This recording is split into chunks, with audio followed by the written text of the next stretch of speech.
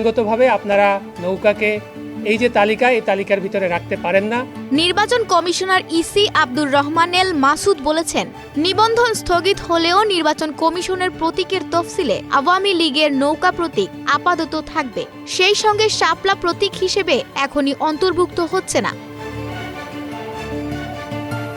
রাজধানীতে রোববার ১৩ জুলাই সাংবাদিকদের প্রশ্নের জবাবে তিনি বলেন, প্রত্যেকটি নিবন্ধিত রাজনৈতিক দলের জন্য একটি করে প্রতীক বরাদ্দ থাকে এবং সেগুলো নির্বাচন কমিশনের সুরক্ষিত, কারণ কোনো দলের বিষয়ে চূড়ান্ত সিদ্ধান্ত না হওয়া পর্যন্ত তালিকা থেকে সেই প্রতীক বাদ দেওয়ার সুযোগ নেই। তাই আওয়ামী লীগের নৌকা প্রতীক আপাতত থাকছে। আমাদের শাপলার কোনো বিকল্প অপশন নাই, কারণ লিগ্যাল ওয়াইজ জাতীয় নাগরিক পার্টি এনসিপির শাপলা প্রতীক চাওয়ার বিষয়ে প্রশ্ন করা হলে তিনি বলেন, যে কোনো দল যে কোনো প্রতীক চাইতে পারে, তবে এই প্রতীক যেহেতু নির্বাচন কমিশনের তফসিলে নেই, সেহেতু শাপলা এখন অন্তর্ভুক্ত হচ্ছে না। এনসিপি দল হিসেবে নিবন্ধন পেলে পরে এসব পর্যালোচনা করে দেখা হবে।